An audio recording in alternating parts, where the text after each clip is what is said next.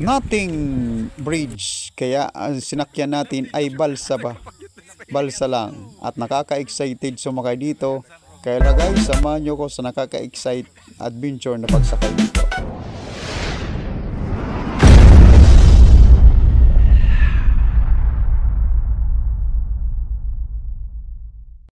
Guys, samahan nyo ako sa ating adventure ngayong araw pala.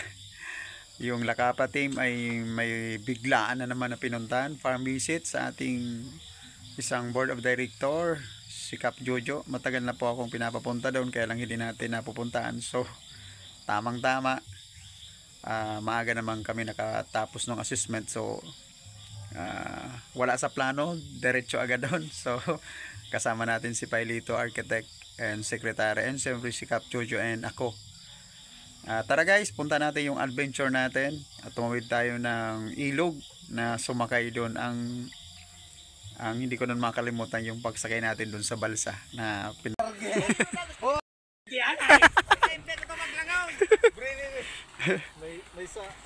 Dek ka man yan malangoy, tamalakaw.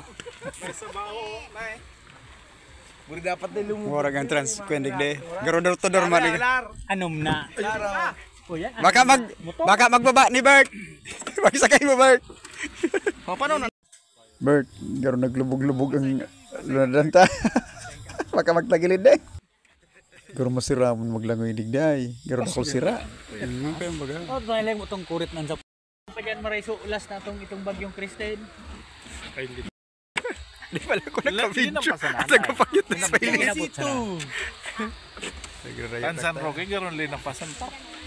Sulat man kaya ta. Pero kung dato sulat dato. Bukod sa amin guys, ugaman mga nakasakay na mga estudyante, pawali sa harong ninda. So, paano lang kung baha, kahirak man. Ma-stranded sinda, kasi siyempre di man mahatag ng balsang ni. So, kaya po siguro di matanyog ang gobyerno na magibuhan ding tulay. Takahira ka mga residente kung araw na lang po kani ang transportation ninda. Hali-hali doon sa ibong na lugar and then doon sa sentro. So, ang operator dito guys, duwang tagahatak. Hanin na po kami dito sa gilid. Ayan. Medyo tuminagilid sa mga sekretary, medyo payat. Arni na po. Ayan, luminokso na sa samuyang si Pailito din na nakapagalat. So ayan, si architect nagbalyo naman. And then kita si secretary, ayan, nasa balyo na po kami. And then pasiring na po kami duman sa farm ni Cap Jojo. Excited kami na mahilingan sa iyang farm. Ayan, nasa likod po ako dyan, kaya sunod ni secretary. Ayan. Then nakaiba si chairman, siyempre may bisita, kaya kaming maabot pa, so siya ang ma-entertain. Kami gala muna. Ayan, yan na po kami di sa kalimusito ni Cap Jojo. Very na-amaze ako guys, kasi grabe po talaga ang bunga si Daracolman. So ang nahanga ko kay Cap Jojo, dahil po siya nag-spray ng na insecticide, foliar and then fungicide, pero ang sayang limon is grabe pong bunga. So ang pagkakaiba lang guys, medyo ang sayang limon is medyo haralang ka po talaga. Then na siya natapron. And then may mga atama na po siya ng mga livestock, kanding and pabo, ganso gito, and then mga manok. So and then may mga bago siyang patanom na harababa pa. So masasabi ko,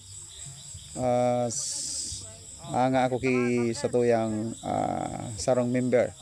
May kanya-kanya po kami mga practice sa samuyang farm, naiba yung sa iya. So pagkatapos nun guys, balik na naman kami. Ayan, balik na naman kami di sa nakaka-excited na pagsakay sa balsa. Sa kunyang guys, ang medyo humanga ako dito, may duwa pong nakasakay na motor. Ay matindi ang balsang ini. Medyo na-excited akong magsakay. Garuman sana akong nagsakay sa bangka. So ngayon ko lang na realize na talaga mga Pilipino talagang madiskarte sa buhay. Mapamaraan. So ayan guys. So Tabang lamak ta pagbo. Maka-discount laman. Nothing Bridge Travel Vlog today. Nakaka-excited na paggala ni Paraoma. Ito yung unang gala natin na nakasakay sa balsa. Nakaka-excited pero nakakapanglungkot kasi paano na kung baha, paano na kung umuulan ng malakas, paano na makakatawid yung mga residente na yaon digdi, makahirak sa pagkakanin na oral daw, paano kung nagbaha, mayong kakanon, mayong sapnaon, paano na? Nothing. Bridge.